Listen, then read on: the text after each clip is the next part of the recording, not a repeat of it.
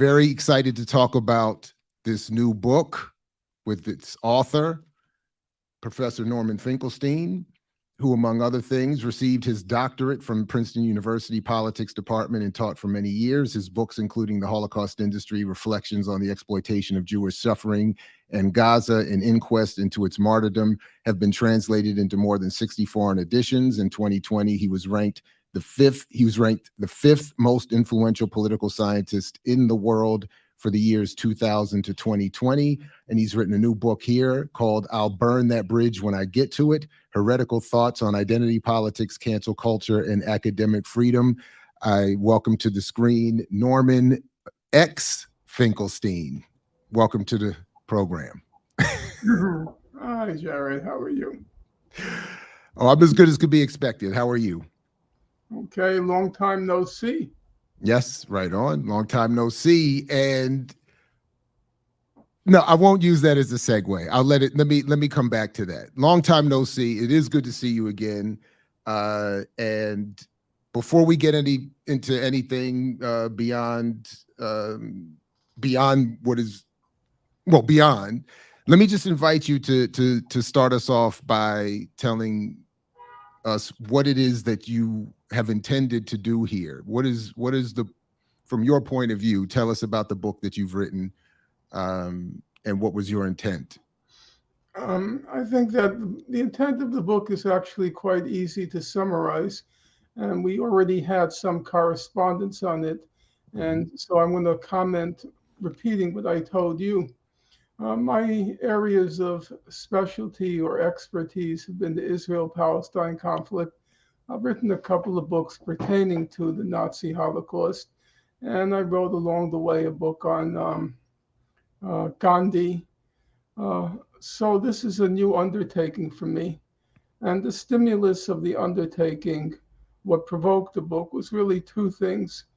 Number one, it was the Bernie Sanders candidacy, where it was hard not to notice some disturbing phenomenon, the most salient of which, disturbing phenomena, the most salient of which was that all of these so-called radicals uh, in the identity politics realm of left-wing politics, they were using the opportunity of the Bernie Sanders candidacy, and I did believe and still do believe it was, let's say, an important moment in radical politics.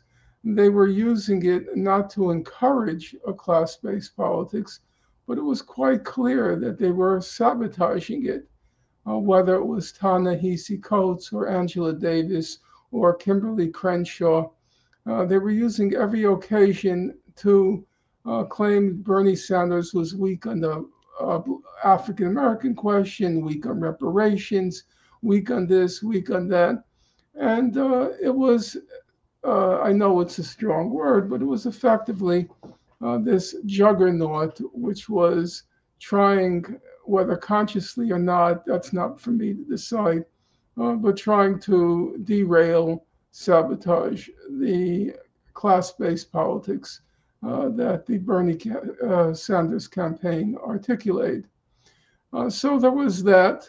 And then there's the fact that the identity politics uh, has had a very pernicious effect in a realm which I can't say know intimately any longer, namely academia.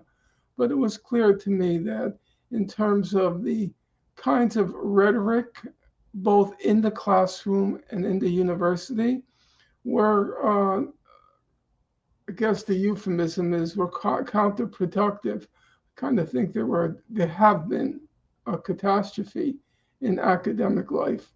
And so, with those two things in mind, both my involvement in the Bernie's candidacy and my relative familiarity with academia, I then decided to do what I find I have a strength in. Namely, I just sat down, as I told you in the correspondence, as I wrote to you in the correspondence, I didn't set myself some grand goal of trying to uh, situate identity politics historically, trying to situate it sociologically, or even to exhaustively survey it. What I decided to do, which I hadn't yet done, was to sit down and just read the foundational texts of identity politics. When I say foundational, it's the four texts that everybody mentions. I didn't come up with them, they, so to speak, hit me in the face. So wherever you go, you hear Kimberly Crenshaw's name, you hear Ta-Nehisi Coates' name, you hear Robin DiAngelo's name, you hear Ibram X. Kendi's name. So I decide, okay, I've not done it. I'm going to sit down and read them and see if there's anything there. My conclusion, as you know, is I concluded there's nothing there. It's complete nonsense. It's gibberish. It's garbage. It's totally worthless. It has no academic, no scholarly, no intellectual content whatsoever. It's in large part, it's completely illiterate, barely comprehensible. And then I had another chapter on a phenomenon which has always intrigued me, namely the Barack Obama phenomenon. And Barack Obama as a person, I find outstandingly uninteresting. However, the phenomenon is quite interesting. And basically, the chapter, which is the longest chapter in the book, it runs to, I think, about 130 pages. It's basically how woke culture created Barack Obama. He himself, in my opinion, and we can disagree or agree, he himself is a nullity. However, there was a orchestration by woke culture, liberal culture, you might call it, as I call it in the book, the Harvard, Hamptons, Hollywood culture, uh, to create Barack Obama. And what I do in that chapter is I don't look at his policies because so much has been written on the left about criticizing Obama's policies. So I set that aside and I wanted to look at something else. I wanted to look at Barack Obama as a creation of woke culture. And that's basically what I do in the book. There are two chapters at the end on academic freedom, but I don't think that's going to detain us today. We'll focus, I think, on part one. So, right. So part of when we set this up, part of the agreement was you wanted us to focus on one chapter. You wanted me to pick one and sort of so we could drill down. I read three, and I did not read the Obama chapter. But anyway, so I tried to write an initial statement that summarizes my issues, and then we could go from there because I have a hard time. In fact, I had to scribble in the book. I was reading, sitting outside one of my daughter's events, and I mistakenly erased stuff and lost stuff, so I had to start over. So I was writing my notes in the front of your book here, and one of them was that I don't really want to debate the arguments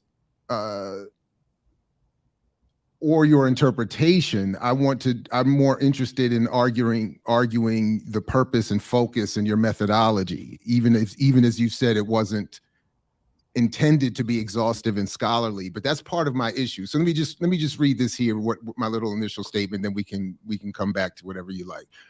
I said here, it isn't that. So in other words, so at one point at the beginning of your book, you talk about, you lay out some of what you just described there, and you talk about some of why you've come to this. And part of what you talk about is your criticism of the late Edward Said, who, and by the way, to the chat, I'm going to come to you. I'm going to join you later if you don't mind. I'm just going to take for now just to focus on the conversation here. So if you have comments or questions, and if we have time, and Professor Finkelstein is interested or willing, we'll come to that. But you mentioned it. You criticize Edward Said and his sort of devolving politics into identity politics. And I made a note here, as I said to you in our email exchange, I said, that I made a note saying Said was right, though, in his initial criticism of, which you talk about, of pro-Palestinian critiques of Israel that were themselves written by mostly Jews and Israelis that were not Palestinian. and he was saying to you that why didn't you quote in your argument more Palestinians, and you were saying the argument tactically it may be stronger to be heard from Jews, but also you made the point that it wasn't, you felt like he was going too much into identity politics and it wasn't necessary and you even suggested that if the issue, that it wasn't just an issue of identity, it was an issue of quality of argument, that maybe some of the Palestinian arguments just weren't as good. So anyway, I wrote here, Saeed was right, and I said that it isn't that those outside the community cannot become competent historians of that group. It is about demonstrating acknowledgement, competency, care for the thought produced by the community in question, about checking the colonial lens. In other words, it is not some silly preference for, as you say, the infinite regression of identities. It is about learning from those whose identities are imposed through violence to be heard in the various ways they respond to, including the most revolutionary use of identity, which may include the use of that identity to expose all the contradictions of colonialism and capital, and to respond most appropriately. George Jackson was not some silly infinite reductionist. And you didn't say that he was, but that's just my thought there. So in other words, just to the points you made here, and then I'll stop and you can come back. The idea that, as it seems you are saying, and at one point I even note in the book, it does seem you fully say that the problem with the failures of the left, including the loss of Bernie Sanders' campaign, is to be put on these sort of silly identity reductionists. But by not acknowledging and giving, I think, enough respect to Black history, Black study, Black thought, Black work, Black scholarship, you ignore all of the brilliant, radical Black identity politics that were both critical of Obama and all of these people that you talk about. I mean, so much of what you said in here, I was enjoying reading. It was funny, the critique, but it was nothing new. And that you ignored all of these Black writers and radicals who had been very radically criticizing these folks, including, particularly, as I'll specify here in a moment, to add in the class analysis that you say is lacking, to say you all, that you call these foundational scholars or writers, that the Black left, Black radicals have been calling them out from before they became popular. But because you seem to just skip over all of Black work, you don't even make reference to more of the popular criticism that came from people like Glenn Ford, the late great Glenn Ford, Bruce Dixon, both of them late and gone now. But they were, just for instance, at Black Agenda Report had been writing for years about the failure and the fakery of these non-Marxist Leninists, non-radical, non-revolutionary faux identity creators and perpetrators.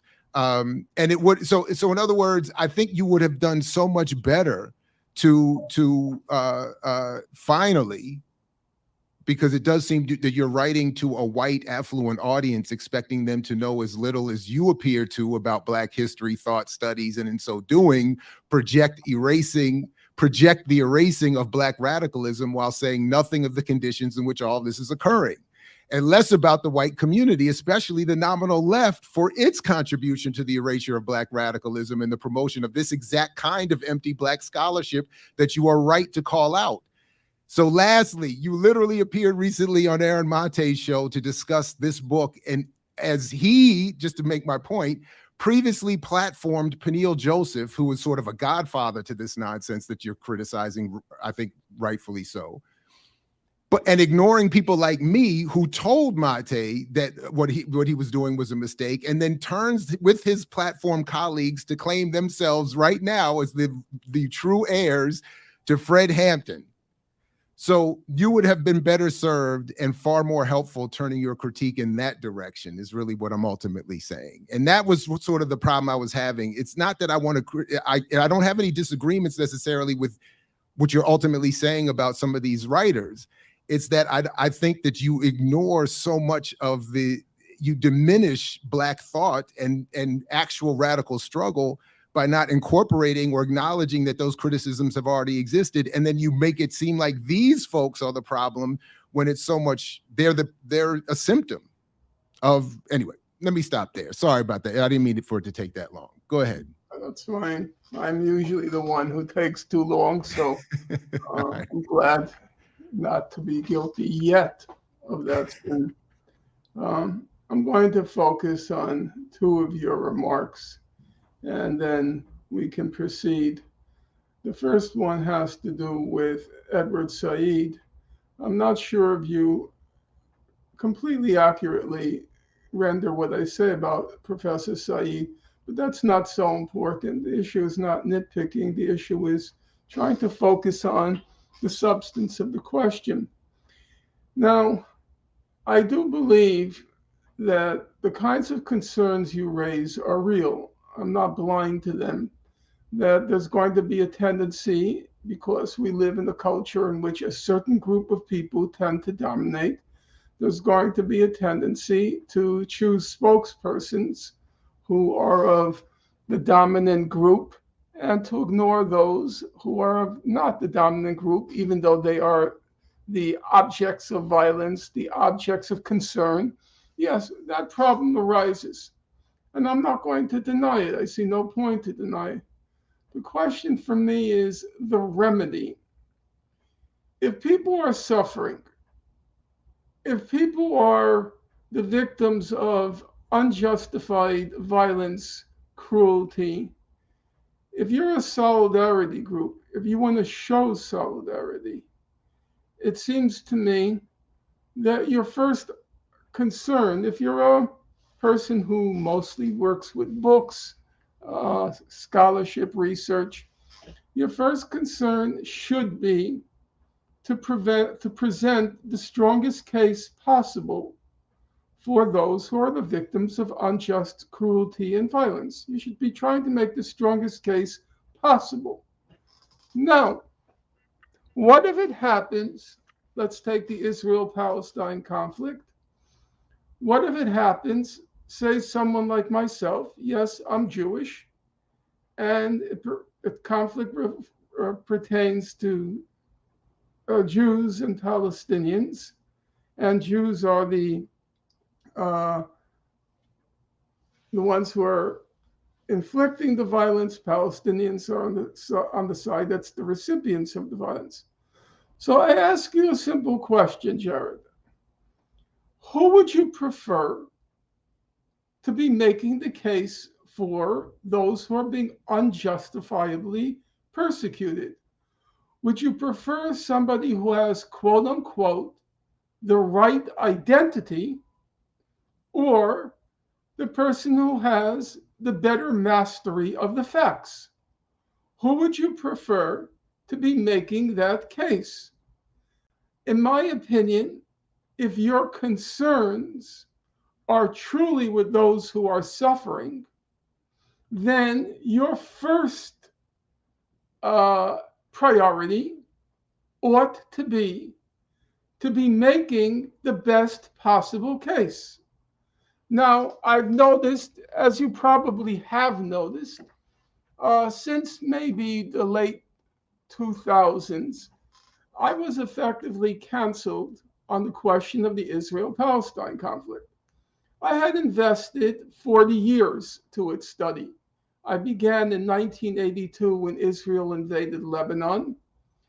I then wrote my doctoral dissertation on the topic, and I then devoted 4 decades, which, as I think you'll agree, is not a trivial amount of time in the life of a human being. And then suddenly, this identity politics emerged on the scene.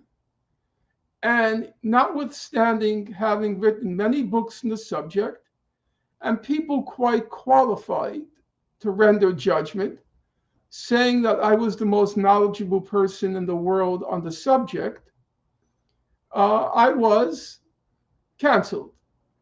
On places like Democracy Now!, you would never see me again.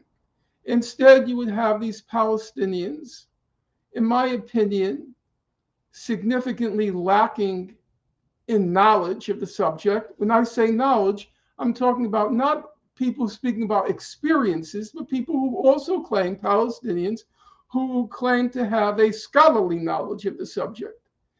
And I was displaced by them. In my humble opinion, I think I would have made a much stronger case. I knew the literature. I spent arduous decades, 4 arduous decades mastering that literature, reading thousands and thousands and thousands and thousands of pages of human rights supports, not once, not twice, many times 3 and 4 times. However, because of my quote unquote wrong identity, I was no longer in demand. Now, were it the case that these folks were more competent and qualified than me, there's no argument. There's no argument. But when Professor Said said to me, and it was a moment, he was a very serious intellectual, let there be no question about that. It was a moment in a conversation when he said, a friend of mine was a racist. Why? Because in his scholarship, he doesn't cite Palestinians. I thought to myself, well, what makes citing Palestinians in and of itself a virtue? I think competence should be the standard. Ability to effectively answer the lies that Israel was disseminating. That should be the criterion if you're really concerned about those who are suffering. That's my first point. The second point bears on the Kendi chapter. Now, what I attempted to do in the Kendi chapter was 2 things. And for the benefit of your listeners, I should point out it's 100 pages long. It's a very exhaustive examination. Number one, many people who are in, so to speak, your camp and my camp, they privately wrote to me, thank goodness you did this because I couldn't bear to read Kendi. So, to my knowledge, and you can of course correct me, nobody to date has gone through Kendi's so-called books chapter and verse. There are these broad condemnations, dismissals, ridicules of Kendi, but I wanted to do something else, which is what I'm known to be pretty good at. I'm called a forensic scholar. I'm pretty good at parsing sentences, parsing logic, parsing evidence. And so I did what, to my knowledge, I stand corrected if I'm mistaken, nobody has done. Gone through, stamped from the beginning, gone through how to be an anti-racist, gone through it page by page by page by page, and tried to see, is there any argument there? To my understanding, based on my analysis, there's nothing there. It's sheer nonsense. It's kind of a fanzine history where the only thing Kendi contributes is to say, this person's a racist, that person's a racist. Frederick Douglass, racist. Richard Wright, racist. Phyllis Wheatley, racist. E. Franklin Frazier, racist.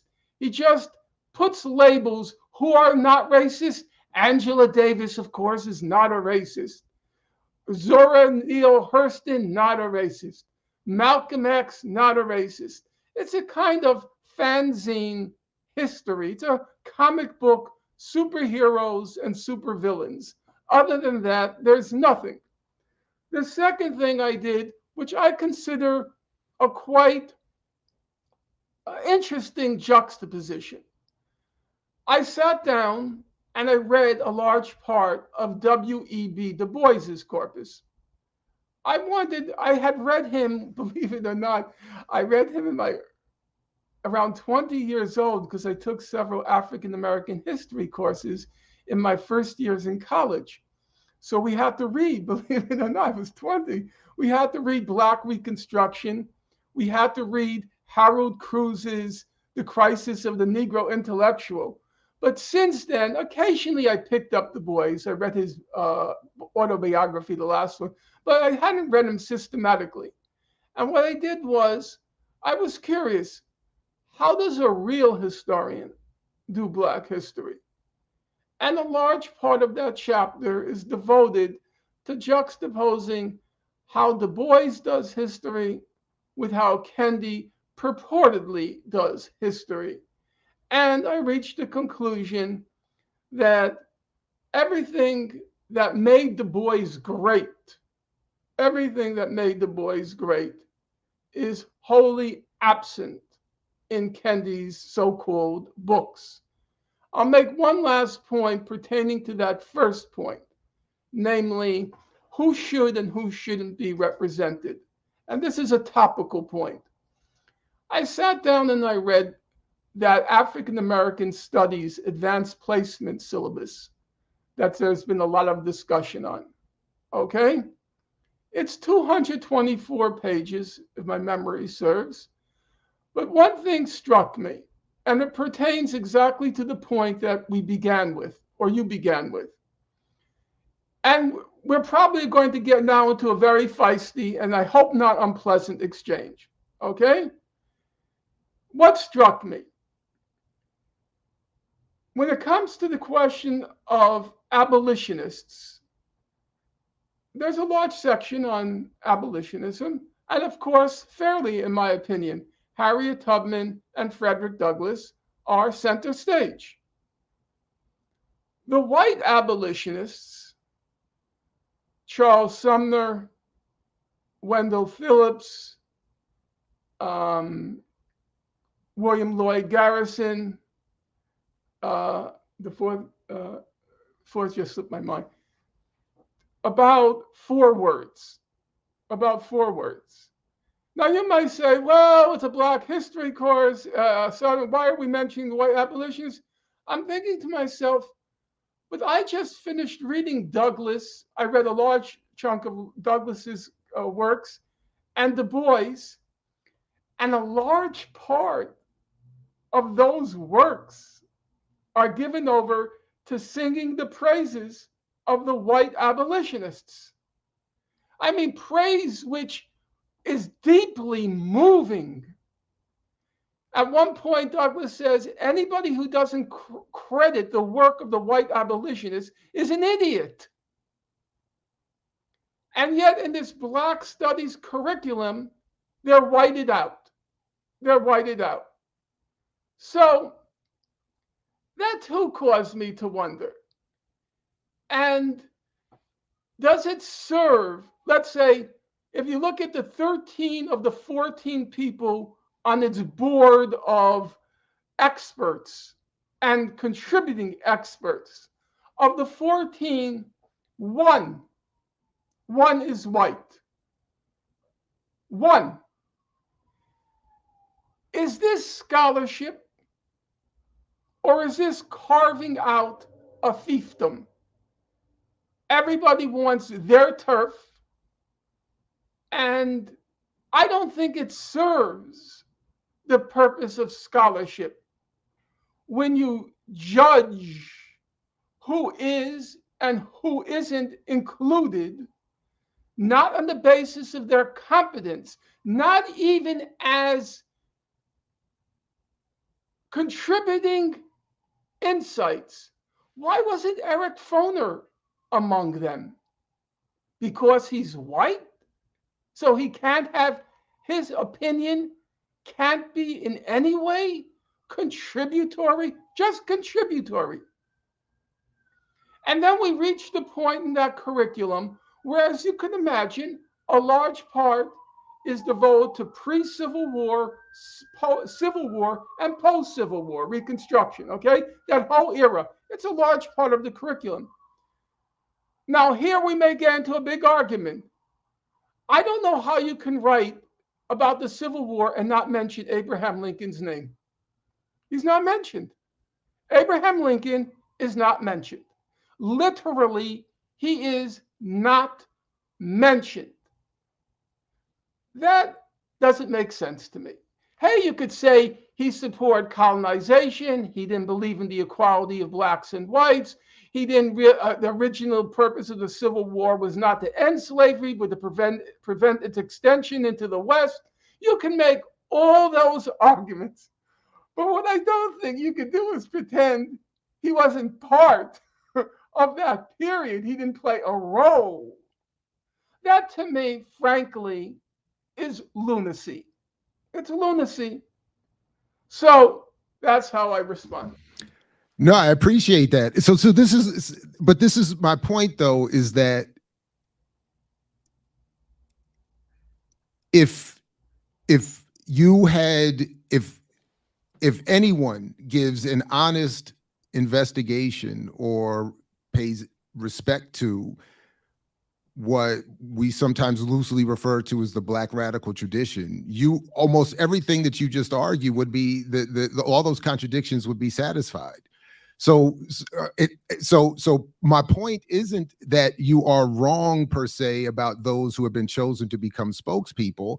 And it is, in fact, as I tried to say, maybe I was reading too quickly, but I mentioned specifically that as I said, it isn't that those outside the community cannot become competent historians of that group. My point is that it's about, and I don't think you've done that, is demonstrating acknowledgement, competency, and care for the thought produced by that community, which would include a lot of people that you've ignored. And don't express any or demonstrate any experience with, which is why I somewhat jokingly referred to George Jackson in my initial point there. George Jackson satisfies, well, for me, everything, but so many of the contradictions that you raise here, and then and would help explain why we're getting this crew as opposed to other spokespeople on behalf of Black or any other community. So it's not about just who I would prefer. And it is, I agree with you about the mastery of facts. But the best possible cases to the point. So in other words, you're suggesting that your arguments against Kendi and the others are the best possible. And it's not that I'm saying I'm the only one that did it. No, okay, so that's what I'm saying. Oh, well, I wrote it that, okay, yes. Okay, that you're the only one that did it. A, I don't know that that's accurate. B, I don't know. And B, it doesn't mean that there aren't those who have not already made the case that you're making. So for instance, again, I would point back to, I know in the pages of the Black Agenda Report, there have been debates about Kendi. There have been a number of different critiques, even, and I didn't do enough to prepare this portion of my argument, but I know that there are criticisms and discussions of his work in Black academic journals, for instance. There are those debates again in other areas. For instance, when it comes to Obama, my website alone has hosted almost the entire breadth from the first day of his election, even before that. The debates within the Black community, varied as they are, many of them involving the class question about Obama. You didn't acknowledge any of that. So there's so much work that is. That wasn't what the focus was. That chapter was about how liberal woke culture created Obama. I purposely stayed away from any of the substantive issues of his policies because I recognized that there's a huge literature on that subject, which I couldn't possibly, in a finite amount of time, have mastered. But one thing that did strike me, and I would hope it would also strike readers, is that the most preposterous things were being said about Obama, and nobody had either the courage or the integrity to say, wait, what is going on here? So let me take a simple example. The senior most constitutional lawyer at Harvard University was Lawrence Tribe. Lawrence Tribe was quite close to Obama. And at certain points, Lawrence Tribe was saying things like Obama had mastered Einsteinian relativity and quantum physics. I'm thinking, really? Einsteinian relativity and quantum physics. Obama took one course at Columbia. He did his last 2 undergraduate years at Columbia, his first 2 at Occidental College. He took one course, which was called, one science course, which was called Physics for Poets. Okay? He took no math courses, but he mastered quantum physics and relativity. Same thing with Remnick in his book, The Bridge, the editor of The New Yorker. He says in his free time, he and Obama and Tribe discussed Einsteinian relativity.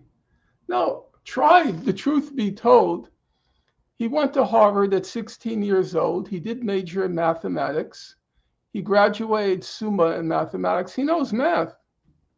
He knows what it takes to know these things. About that, I have no doubt. Even though once, I'll tell you the truth, I once asked Professor Chomsky, I said to him, well, what is your opinion of Einstein's contributions in science, the theory of relativity? And Chomsky turned to me and he said, I never forgot it. He said to me, there are very few people in the world who even understand the theory of relativity. So I'm thinking to myself, Professor Chomsky says there are very few people in the world who understand the theory, but according to Obama's biographers and mentors, he understood it. But Professor Finkelstein, if I may, because this is not my point. This is all beside my. This is not my culture. But this is my point. Nonsense. No, but this is if I may be, because this is my point. None of that is. But this is my point. You, in not acknowledging the and giving credit to so much of the work that it was coming out of the Black community and even elsewhere, you skip over so much of the arguments and debates, which, to my point, were not just about policy, but were about the specific abuse of identity that you're complaining about, that you're rightfully critiquing. So for instance, I just even looked it up. Even myself, as early as the winter of 2008, was publishing in the Black Scholar the connected distance, as I was trying to call it at the time, which was making the point about Obama's false use of identity to do just what it is that you're talking about. And part of my point, at least, was to acknowledge the class issue, to your point. So this is, and I'm at the bottom, is really my point, of this structure of Black thought, even that directed specifically at the false use of identity that led up to there's even a group of us who have been critical for decades just about how the narrative around hip hop has been used to make a claim about the tanning of America and paving the way for Obama, as if that was a good thing. So my point is, it's not even in this case, to your point about Edward Said and the Israeli-Palestinian conflict, is that it is in this case that you've simply ignored the already existing arguments that may in fact be even better than yours, that would have been done service by you if you were wanting to make this the focus of your work. I think it would have been so much more helpful if you had used your lens to excavate the work that has been covered up by this crew here, or to make, more importantly for me, the point about the contribution of what purports to be a nominal white left or whatever, in welcoming all of this. And that was my point about Aaron Mate. I mean, that was to me a perfect example for you to be on his platform while he's literally opening the door, or not, I guess, literally digitally platforming this exact kind of scholarship, and then telling me directly, I don't want to hear from you because you're not them. I'm saying this is exactly. So I'm watching you on his platform saying this is exactly. I'm like, anyway. So my point is that I wrote it. So saying your case is better than this crew is one thing, and it is, but it is not better than those that I think you're ignoring, because identity politics is far more. I mean, identity politics that you're rightfully criticizing is itself the response to national and anti-colonial struggle. I mean, that's the whole point, that there is all this beautiful use of identity that has been imposed on us to radically re-engage all that is wrong with this world, that is being consciously destroyed by the people that you're criticizing. But in ignoring all of that work, you end up, and then lastly, when you make reference to that syllabus, in here, I even made a note, you're criticizing Kendi justifiably. That's not my argument. But in one of these references, and I'll find it in a second, you actually cite Henry Louis Gates as a legitimate source of criticism of Kendi. He's the one producing that syllabus. He is the one who has been presiding over the suppression of and the promotion. He's been presiding over the promotion of this soft identity politics and the suppression of its radical antithesis for decades. So when I read, I'm saying, so it's like, anyway, let me, let me let you respond to any of that if there, that was, but I just want to be clear that that's my, this is not I'm counting how many black and white participants. I'm saying that the most radical black participants have been excised by this group that you're criticizing and yourself. And that's what I'm saying is my issue. Okay. I already wrote this to you, but obviously your listeners aren't privy to our email correspondence. What you say, for all I know, might be entirely correct. And then I never claimed to be writing an exhaustive scholarly undertaking and looking at all the various possible criticisms of these folks.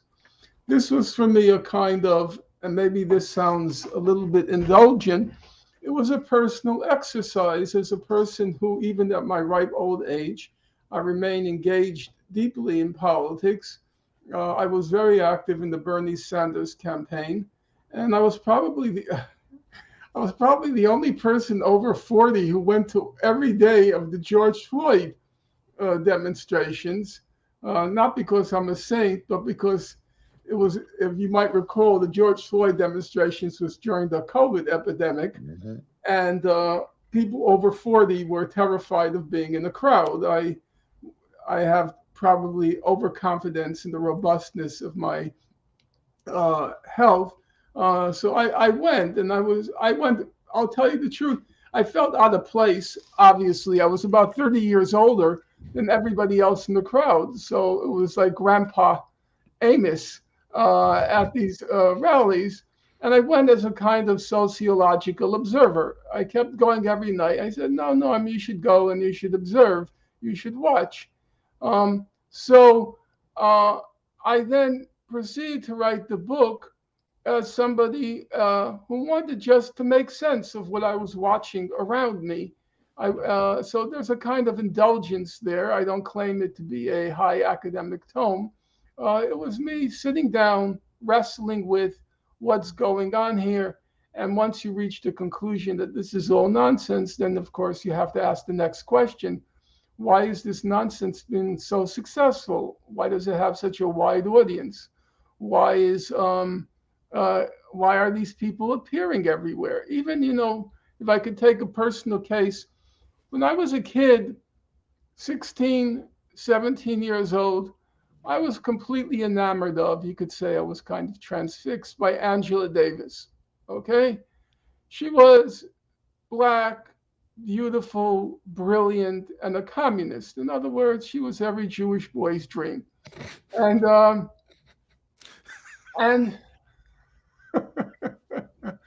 I remember what finally won me over to her. She doesn't like the story. I once told it to her. What finally won me over was when Time magazine had an article on her and said she had the biggest afro this side of the Zambezi River. So I said, okay, that's it. I'm one. And Oh my God. she's a very part of writing this book. There was some chapters in academic freedom, and in part of writing it, I had to go through Angela Davis's own history because hers was a famous academic freedom case in 1970 at UCLA when Ronald Reagan was the governor of California. And she's extremely impressive. I mean, I don't think many people know quite how impressive she was back then. She had studied at the Sorbonne. She had studied under Adorno at the Free University in West Germany. She was teaching Kant, Kant. She was teaching Kant in the UCLA philosophy department at age 22. That's no small feat. I've tried several times to crack Kant's critique of pure reason, and it was pure unreason for me. I couldn't make any sense of it whatsoever. And Professor Chomsky once said to me, it's very hard to get through Kant unless you have a tutor. And there was Angela Davis, age 22, teaching it at UCLA. Extremely impressive woman. And then I have to say it became a source of real disappointment that Angela Davis suddenly became the poster girl for identity politics. And she became, in my era, she was one on the FBI's 10 most wanted list. Now she's on Martha's Vineyard's 5 most coveted list. She's in all of these liberal woke precincts. And you have to ask the question, what is going on here? Can Angela Davis, with all of her political history, can she possibly be oblivious to how she's being used, to how her politics now just serve the interests of the Democratic Party? Why is it that she gives a lecture, which you could see on YouTube? I painfully watched it, where she's introduced by the second richest woman in South Carolina, a billionaire, and they're having a love fest? The second richest billionaire in South Carolina. She was introduced at the University of South Carolina, and she's being introduced by this woman, and it's a love fest where this woman half jokingly is reciting how much she and Angela have in common. And then we saw. Did you? And you saw her go on with Skip Gates and talk about how happy in the Mayflower and all of that. But see, this is my point. This is exactly my point. So that's why I wrote the book, to try to make sense of what's going on here. But to do that without acknowledging or making yourself familiar with all of the existing criticism. I've told you, mea culpa on that. Okay, well, I'm just okay. If it's in fact the case that I contributed nothing new, then the book falls on those grounds. I can't argue with that. I never argue with facts. So the one note I just made here is I would have preferred, because again, your forensic scholarship, I mean, it is unquestionable, and that's why I wish you would have given that level of respect to this topic area, because then you would have, I think you would have been able to recognize what and add voice to those of us who have been calling out for years many things associated with the Angela Davis symbolism. But for instance, I wrote here, you could have been calling out all of the whites who continue to platform her, but never talk about Rochelle McGee, the political prisoner still locked up that she left in there. You could have, so for instance, when you keep saying woke, and I just want to encourage you and anyone else to read the article by Christopher Mott called The Woke Imperium. Because to me, that's one of the best explanations of how the state and its apparatuses have taken advantage of a very legitimate original call among Black people to tell each other to stay woke as a way of saying, be aware of what's happening around you. It's been taken and been turned into a silly, criticizable statement that you and others have, I think, on some level justifiably latched onto, but not recognizing the broader context it's being deployed in.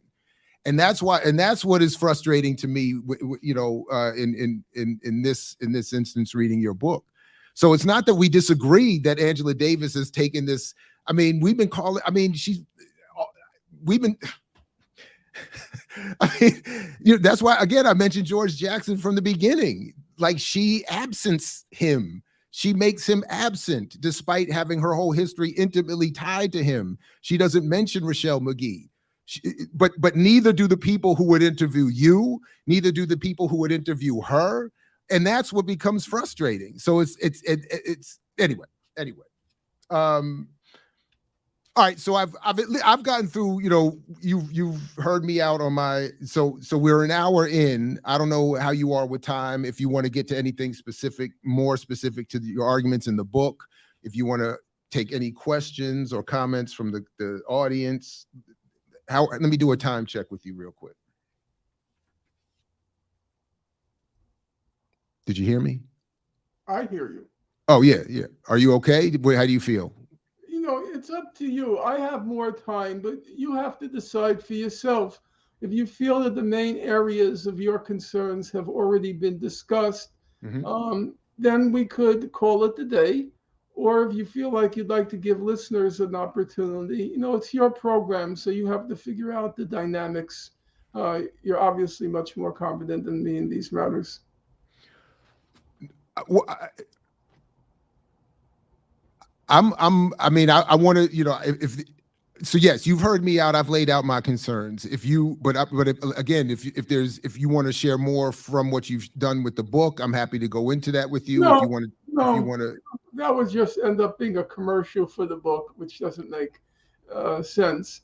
Go ahead. Sorry, go ahead. Well, I mean, as I said, I don't want to deny that I enjoyed. I mean, so look, like I've said before, I identify with some of your demeanor. Let me put it that way. And on some level, I do want to encourage people to read the book, if for no other reason. You do outline and detail so many of the flaws in their arguments, and you cataloged it, and even juxtaposing page by page the way, and I love that you do this, what, for instance, Michelle Alexander wrote about something versus what Kendi wrote. My only issue, for instance, would be that you don't acknowledge the Greg Thomas critique of Michelle Alexander, who herself was criticized for being platformed in the same way. But anyway, anyway. When you say the Greg Thomas critique, which Thomas are you referring to? Greg Thomas. His name is Greg Thomas, and I don't know where he is now. He was at one point a professor at Syracuse. He's really brilliant, and I'll send you the link. It's an essay he wrote, and I think it only got published on my website, which is maybe one reason why you wouldn't have known to find it. But my real point is that it's not just that one particular critique, but I use that as an example of all of the critique of Michelle Alexander's work. I don't want. I know. Go ahead. To sound defensive. My goal was very limited.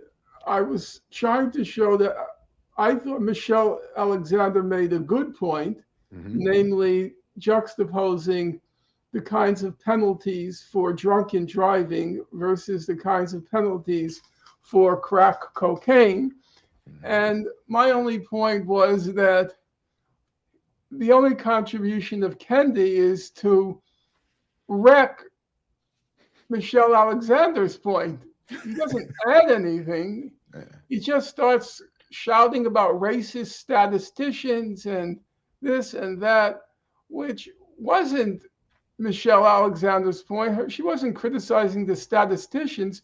She was criticizing the punishments that were being meted out for what she called an overwhelmingly white crime, drunken driving, versus an overwhelmingly black crime, crack cocaine. And which was itself overwhelmingly white even then, but people didn't acknowledge it as that such. I But don't know. yeah, I mean, Again, white folks smoked a lot of crack too, but they didn't. It uh-huh. just didn't get acknowledged. But anyway, yeah. Sorry, go ahead. Yeah, Yeah, so and my I own, know, and I know because I smoked it with them. I'm sorry uh, about. I couldn't help it. I'm I'm a sorry. I'm drug-free sorry. zone, so I've never even smoked a cigarette. Good for you. Good for you. Good for you. Uh, Just real quick though, I do really, I did mean to say this though. I do want to encourage people to read. Um, I did enjoy. I know it's a short chapter, but the chapter on Coates and your critique of the whole reparations movement, I think, is extremely valuable.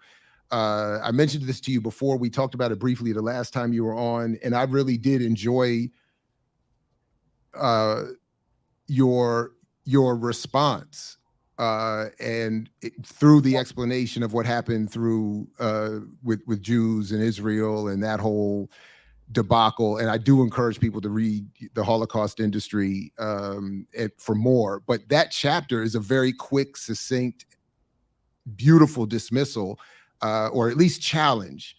And that, and for those of us who are situate themselves on the Black left and don't agree with the whole reparations push, it's a very helpful chapter as well.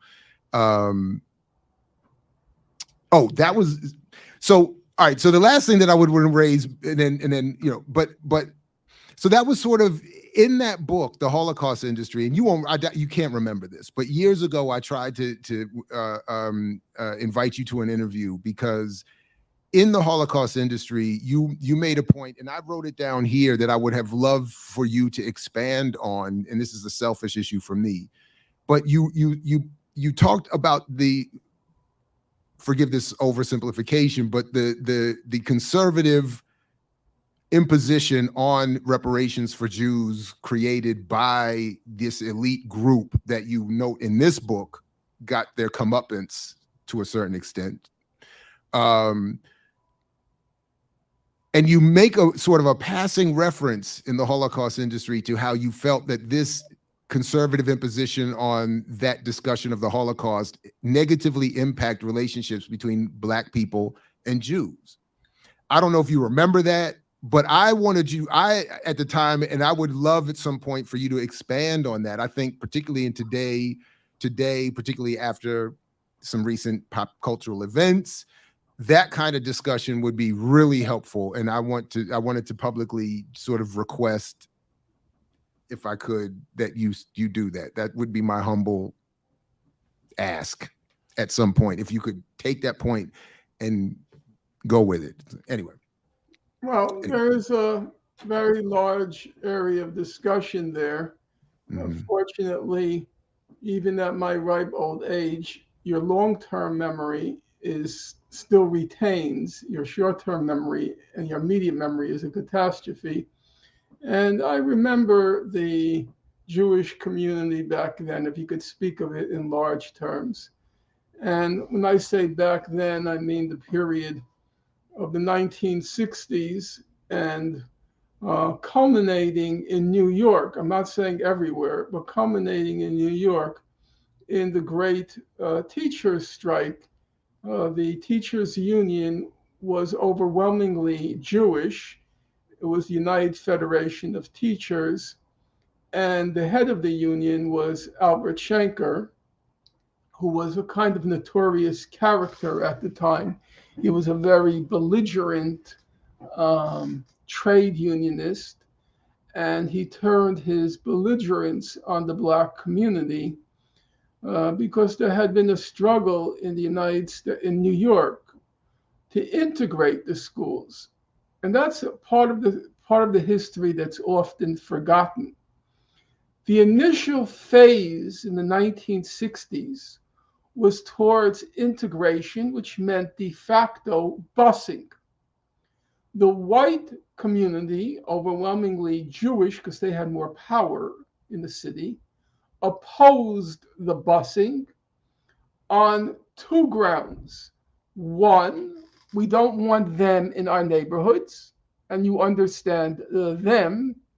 And two, Jews attach and I'm not afraid to say it, attach a very high premium to academic success, and they thought the busing would lower the quality of the schools. So the integration phase failed. It was at that point that the Black community switched gears and moved towards what was called back then community control. Community control then clashed with the teachers' union because the community control entailed choosing which teachers are going to teach our children. The UFT, United Federation of Teachers, led by Albert Shanker, insisted that was a union prerogative. The communities, in particular Ocean Hill, Brownsville in New York, they had called for not the firing, but the transfer of certain teachers who they thought were not the right teachers for their students. And that's when the strike began. Now, you will be shocked, I think, to learn. Remember, back then, public schools teaching it was a integral part of our city's life. Back then, teachers were the highest paid civil servants in New York. Now, it's police, fire, sanitation, teachers. Back then, it was a very respected position, a teacher. The teachers went on strike all of September. Schools always began the day after Labor Day. All of September. Ready for that? All of October. All of October. And part of November. This was shocking. Shocking. Because as I said, Jews attached a very high premium to that teaching, the schools. And all the racism came out at that point. Now, why do I mention all this? I like Cornel West a lot. I don't agree with a lot of things he says, but he's a very smart guy. Nobody can ever take it away from that guy. That guy knows a lot. But whenever he talks about that era, he always talks about the Jewish-Black solidarity, and he goes on about Rabbi Heschel, Rabbi Heschel, Rabbi Heschel. All right, for all I know, Rabbi Heschel was a terrific guy. I don't know, but I'm willing to believe it. Though I would want to know whether Rabbi Heschel would have wanted blacks to attend his daughter's school. I'm not so sure about that. And I'm not so sure Rabbi Heschel would want blacks in the neighborhood, which meant precipitous drop in property values. Very serious issue, okay? But let's leave that aside. He kind of, and Ta-Nehisi Coates does the same thing. He completely whitewashes the racism in the Jewish community. I mean, Jews were so racist. I lived in an all Jewish community growing up, all Jewish, lower middle class Jewish, all Jewish. And the racism was so thick, I have to tell you, I'm serious. It was embarrassing. Do you understand embarrassing? My parents, they were not saints. They weren't saints. But they passed through the Nazi Holocaust, and there was a certain kind of propriety. You referred to black people at that point in time. It was Negroes. They were just making the transition to African Americans, but it was still Negroes, 63, 64. The proper term was Negroes. In my friends' homes, it was either Schwarzes, which is the Yiddish prerogative for, it's like coloreds, or niggers. Niggers was very common, very common. So we had the only time black people were allowed in the neighborhood, and I'm saying allowed, allowed in the neighborhood were what were called back then the cleaning women. And they would come in, they left usually at 5 p.m. The day was over. And the bus that took them out, because we had a private bus line because it wasn't routed yet with the city lines, it was called the Nigger Express. Yes, it was good. Now, when I say that, you have to bear in mind, I hung with the smartest people. Not because I was the smartest, but because I like to be around them, which is different. So I'm talking about the top. Let's say a person, I won't give his name, he's still alive, very prominent physician, extremely bright guy, extremely bright guy. His mother, which was very unusual back then, she graduated Phi Beta Kappa. Even a woman to, go to college was still very unusual back then. We're talking about 50 years ago. They would call it the Nigger Express. I would have arguments. Now I will give the name because it's so disgusting that I have to give the name. So I had a friend named Ellen Schoenfeld. Her brother was named Richard Schoenfeld. I would have arguments with them on the stoop of their home about whether or not all niggers should be thrown into gas chambers. Now you understand what gas chambers meant for Jews. Damn. And his parents were listening.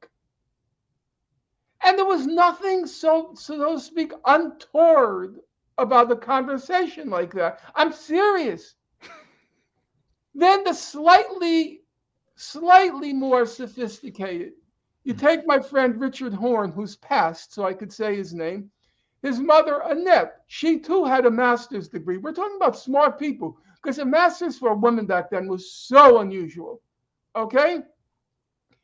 And I was the defender of Negro people. That was my reputation. From my home, I had no original thoughts of my own.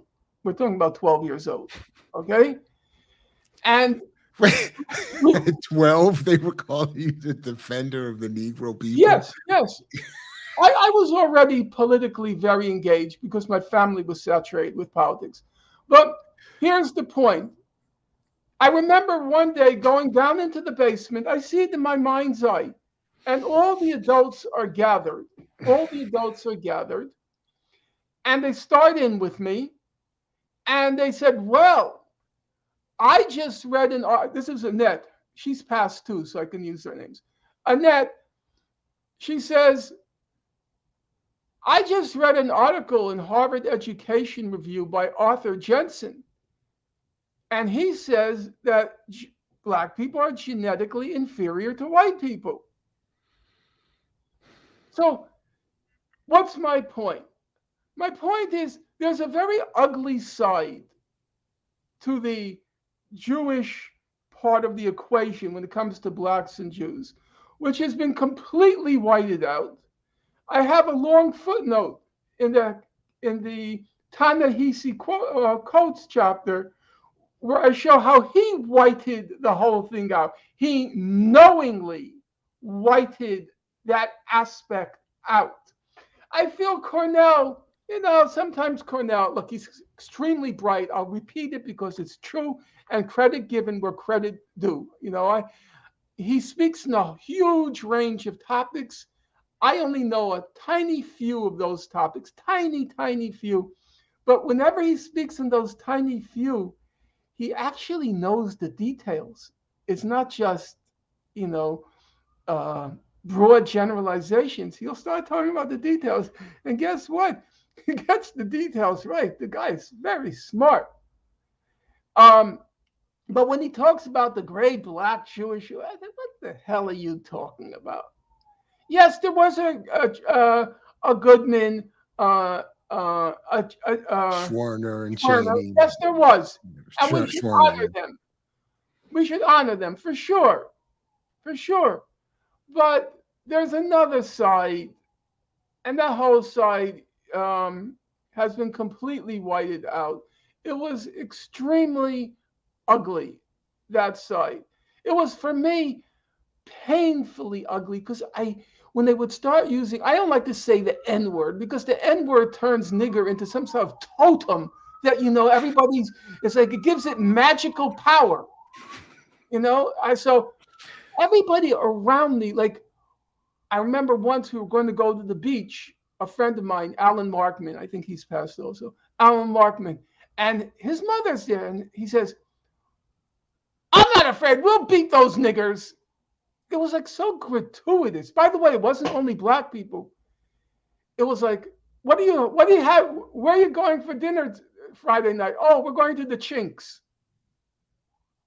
That's Chinese food. You get that? I don't even know if you Mhm. get it. Yeah, I, unfortunately, I'm well versed in all the slurs. to Mhm. tell you the truth, I'm serious now. I didn't even know a lot of these words meant. I mean, they were unspeakable in my heart. I know what what is the Chinks? Is that Taiwanese? I don't even know what it is. You know, so that whole part has been whited out, and so there's a. I once, when the whole Kanye West thing started, I suggested to Brianna Joy Gray that we do a program on it, but we never got around. She instead had what's that guy's name? Um, he's uh, he was the one who gave that speech at the UN that got him in trouble. Mark Lamont Hill. Yeah, Mark. She decided to have Mark Lamont Hill on to speak Mhm. about black Jews and that whole crazy group. No, Um, I know because, and the reason I know this is because I have it on good authority that my name was floated to her to be your co-panelist for that yeah, yeah, I show. think that was. I think we talked about that, but we never got around to it. Uh, Well, I never, there, yeah, I never heard there is anything. an But interesting history, which has been, what's remembered is the black anti-Semitism, which was real. It was real. Uh, probably. You see, this is all part of my history. For you, it's not personal history. When at that point he was called Leroy Jones, went in Amiri WBAI Baraka. radio and gave this poem, "Hey Jew Boy," and it was pretty ugly, frankly. Sorts of things which are indefensible, even though Amiri Baraka was extremely smart guy too, very, very well read, very, very smart guy. But that was a period in his life. So I get, yes, there was an issue, of black anti-Semitism. Part of it was, as often happens when Jews moved out of the so-called ghetto, the Jewish store owners remained, the Jewish landlords remained, because they own businesses there. So they may have physically, personally transported themselves, but the businesses remain. And you can imagine the kinds of animosity, not unlike the animosity towards Asians in places like Los Angeles. You remember what triggered the whole Rodney King Hmm. uh, story. So you could call, if I could just make a reference to my book here, one of the things I found interesting about Du Bois, well, there are many things. Du Bois was an original. He didn't feel bound by any kinds of dogmas. He spoke his mind, and he spoke it from having acquired wisdom, because he was, obviously he was deeply well read in the classics, and he was just extremely smart and an original. At one point, I dissect in the book Du Bois's understanding of racism. And I said it's a kind of complex thing with Du Bois. He starts off thinking racism is just about ignorance. If we can just clarify the facts, get good programs in place, everything will be fine. Then he goes to Africa and he discovers no, it's not just about ignorance, it's also about an ideology justifying super exploitation. And so now there's another element. Ignorance is not enough. There's the problem of super exploitation. Then he discovers there's a third element. He says, well, there's the issue of not just super exploitation of what he calls a small handful of whites, but there's the issue that white workers benefit from um, racism because A, it keeps blacks out of the best paying jobs, so they get a monopoly. White people get a monopoly. And B, he says, and it is very interesting for me reading Du Bois. He says, well, there is a rational element to white worker racism. He said, because blacks were willing to work for much less. And so if blacks were admitted to these jobs, they would bid down the wages. And so Du Bois, there are many aspects to his analysis, which time won't allow me to go into, but here he kind of coins an idea which is what you might call rational racism. It's not just hatred, there's a rational self interest involved in excluding blacks from these jobs. In no small part because they were willing to work for less. So, with that in mind, the kind of animus that black people felt towards Jews, or in places now where Asians own the businesses, you might call it. Now, I know this term will get me in trouble, but I'll say it anyway because I get it in the context so you understand. You could call it a rational anti Semitism. It's the anti Semitism because the small businesses, the apartment buildings were still owned by Jews. And so there's a kind of identification of the exploitation uh, with the group that owns it. You know, you understand my point. No, absolutely. So the whole reason that this person floated my name to be your co-panelist is because my whole argument when that thing came up, because again, I don't know what you remember or those who watch this don't, but you mentioned Amiri Baraka. My mother is and her people are Jews, particularly New York, Brooklyn Jews, Fort Greene Project Jews. But and I've often said that if anybody wanted to get an idea about, aside from the interview I have at my website with my mother, that about who she was, or I mean, she's still here, but was at that time, they could read the Baraka's first wife's biography, Hetty Jones, how I became Hetty Jones, something like that, because it details a very similar background that my mother, minus apparently some money, a lower class version of that is my mother's story, is the point. And my point was that beyond all of the sensational language being used by Kanye West or anyone else around what was happening and all the conversation, my issue was always that there was no serious desire to investigate the actual relationship between Black people and Jews, how these particular communities evolved, their particular histories, the interaction, just exactly what you're talking about here, and that there are particular histories that could be used to explain why just what you were describing. Yeah, and look, and that there's a willfulness, and this is why I tend to think that there was no real interest in having that conversation, is that because it goes beyond the sensationalism of, is Kanye anti-Semitic? Is this? Are the Jews owning everything? And I think nobody's interested in that, and that allows for Kanye and others to make the comments and have the interpretations that they end up with, and then to get blamed for. I totally agree with you on that. I'm going to toot not my own horn, but somebody else's horn. For those of you who are interested, there's a wonderful book, in an edited book called Schools Against Children, The Case for Community Control. It's edited by a woman, Annette Rubinstein, and she goes through that whole era of that contention between Blacks and Jews over the schools. On the Kanye West, look, Kanye West may be talented. I don't know. I know nothing about that music. It's not part of my mental ken, so I don't want to comment. I never comment. My credo in life is never argue with facts and don't comment on what you don't know. So I don't know. I'm not going to comment. But Kanye West was saying idiotic statements long before what he was saying about Jews. I mean, for Christ's sake, he said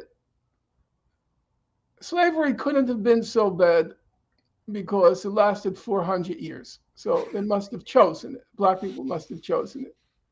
I mean, he, that's just an imbecilic statement.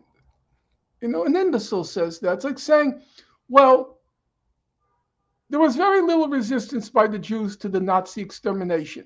Okay, there was very little resistance. It's true. A few people here, a few people there. Okay, so the final solution couldn't have been so bad because they didn't resist it. But wait a That's minute. So when I read about the more than what I 100, said. For yeah, yeah. 400 years, they didn't resist it, so it couldn't have been so bad. So when I've read that there was more than 100 documented instances of some form or another of armed resistance among Jews against the Nazis, You that's know, overdoing it. I'm gonna tell you something because, uh-oh. as I say, I don't quarrel with facts. Okay. And it happens to be topical what I'm about to say. I'll go back to that African American curriculum. Okay, there's a lot on black resistance. There's a lot on black resistance, armed black resistance, armed black resistance. And I'm thinking to myself, as I'm reading this curriculum, it reminds me a lot about Jews in the Holocaust, that they're claiming there was a lot of armed, violent resistance. Well, guess what? Now, you may not like what I'm about to say, you're free to say. There was very little when it came to Jews, and there was very little when it came to blacks during the slave period. That's a question historians have to explain. You can't just change the history to make it convenient. Of course, the Nazi Holocaust was horrible. It was the mass extermination of millions, systematic of millions of Jews. It's also true that there was very little resistance. And then the question is, why? It's true that slavery was the most, I wish I could remember Du Bois's words, but it was the most morally degrading system humanly imaginable. Okay? It's also true that there wasn't pervasive armed resistance. It was not true. Just like the I don't Jews, just what I, the Jews do with the Holocaust. And then the job of the historian is to try to explain that fact and not pretend it did or didn't happen. We have to start from the facts. And so I yes, don't know how you're defining armed and rebellion, but okay, historians have made that argument. Historians have, with whether it was, I mean, even Eugene Genovese said yes, that I by was going to the say Eugene Genovese. Yes, there was Herbert Aptheker, okay. Gerald Horne, Rebecca Abstract began Hall. by saying there were many more. I see. I remember the era. That's the difference. I lived with them. Abtheker began by saying there were many more rebellions than we know of. Okay, and then Genovese came along and said, yes, there were more, but there still weren't a lot. And then we have to look at issues of ideology and culture and all sorts of things to try to explain it. Now, there may have been a lot more, so to speak, soft oppression, behind the scenes oppression. I don't know. But what I do know is when I read these sorts of things, I'm thinking this is, in the case of Jews, which I know quite well, there was practically no resistance. No, there really wasn't.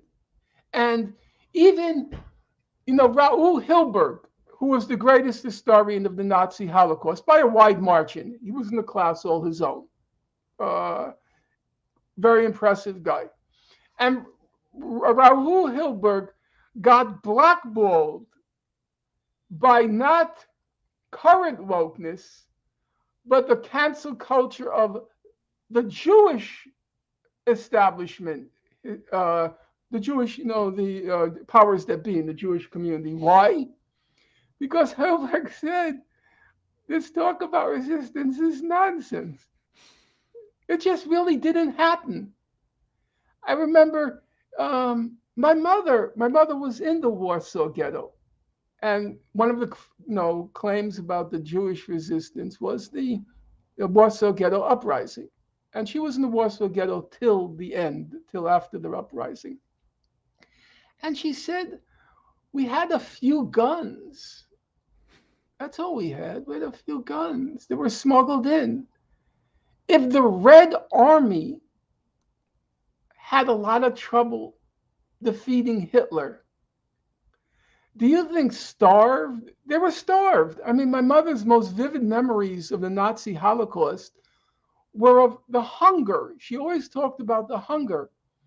The ghetto was created in 1940. The uprising is in 1943. And she talked about when you walked the streets, you saw people all around you who had starved to death, or from typhus. Okay? You think of some people with a couple of guns and totally emaciated can defeat the Nazis? Can even make a significant or fight a significant battle with them? It's completely crazy when you But that's not stop. what I'm talking. I'm talking about if there was a story of one Jew picking up one broken piece of glass and Yeah, cutting some Nazi, that to me should be documented and made movies of about. course, yeah, of So the course, same thing, but my point about of but course, I I think agree. I do think you're off a little bit here with the history of enslavement and the Mhm. rebelliousness there. So I mean, include. I mean, anyway, but Well, you read anyway, the that's all right. curriculum. You read the curriculum, and then you Well, just I don't. That's yeah. my point. I am not looking to base my understanding. No, but I'm saying I'm I more just well I versed just in African history that I don't need. I right. don't need No, I Gates's just brought it curriculum. up. That's my point. I just brought it up um, as an illustration Hmm. of the myth making. And I said when I was reading it, I was saying this sounds like the Holocaust literature.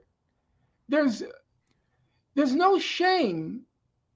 That was the whole thing. You know why this whole issue of Jews and resistance came up?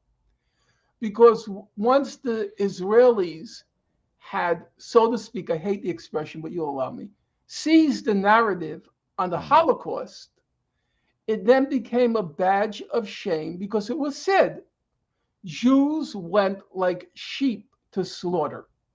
That was the expression. Jews went like sheep to slaughter. And it was a badge of shame for Jews. And so when Israel started to manipulate, exploit, use the Nazi Holocaust, they start to talk about the Jewish fighters, because for Israel, the fighter was the image they wanted to protect.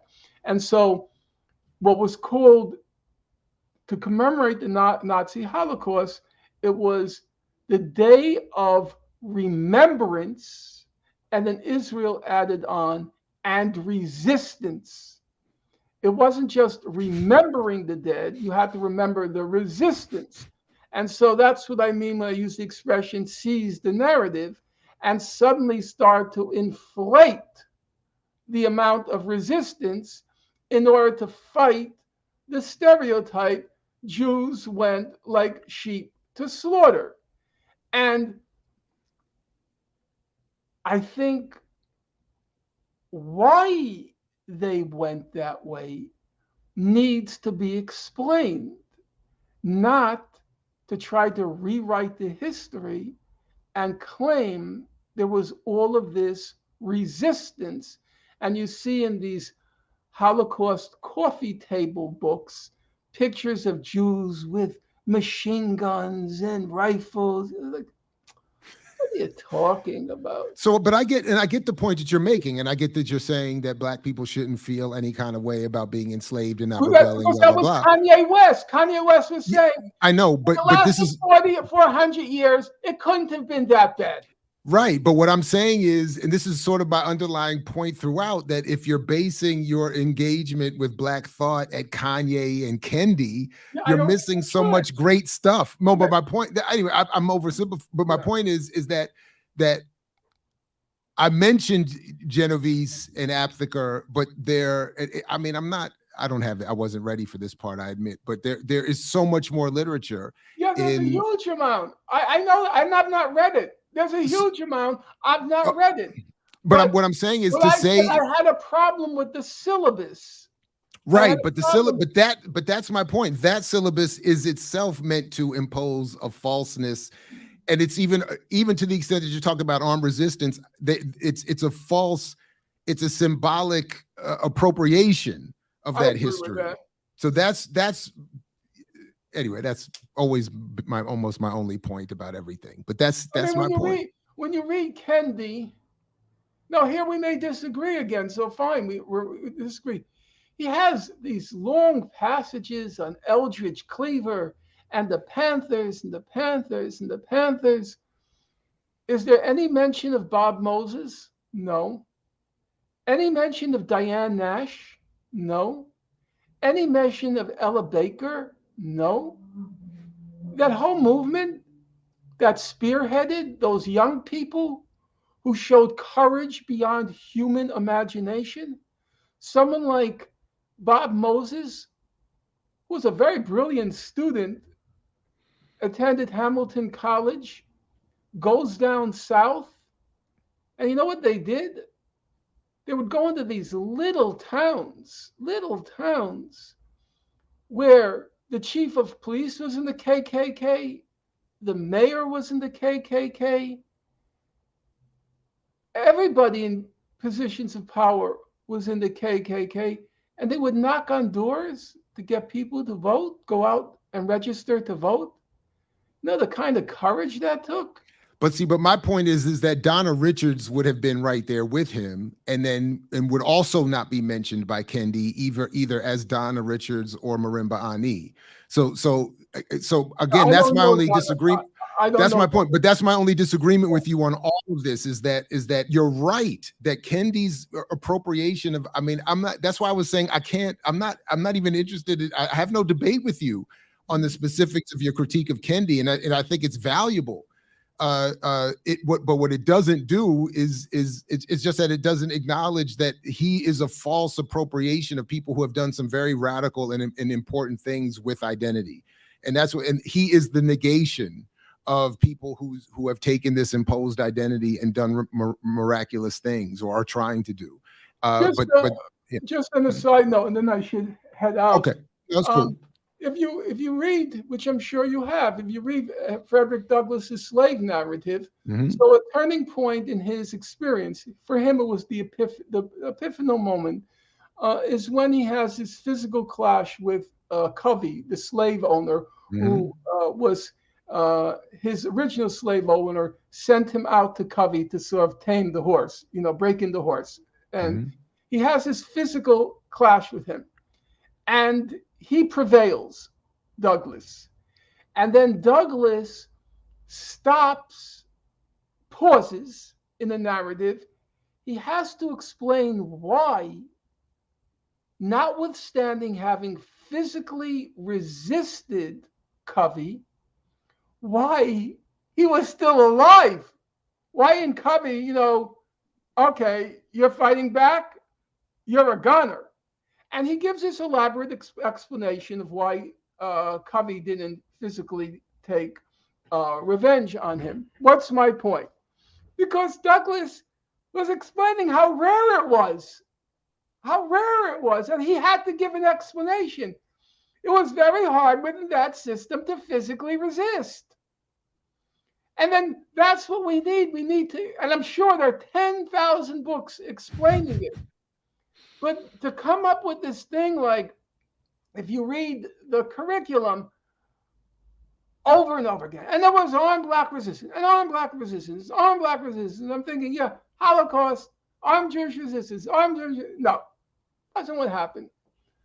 Okay, Mr. All right, Professor Finkelstein, thank you very much. I appreciate you taking the time. It's always a pleasure. All right, take care. All right. All right, everybody. Thanks to Professor Finkelstein. Again, the book is I'll Burn That Bridge When I Get to It. I mix what I like, what I like, what I like, what I like, what I like.